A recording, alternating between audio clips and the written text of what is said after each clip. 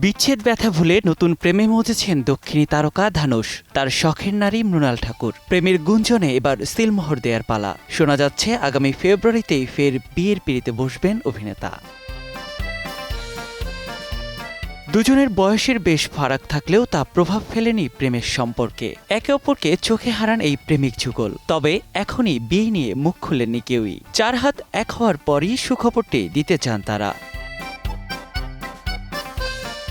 আসছে ফেব্রুয়ারিতে 3 জোড়া হেভিওয়েট বিয়ের আয়োজনের খবরে ভারী বলিপাড়ার বাতাস।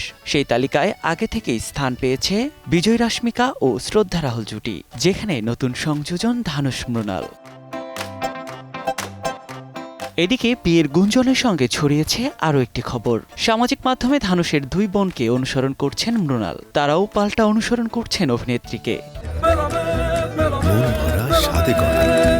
New Zealand Dairy, excellence in quality.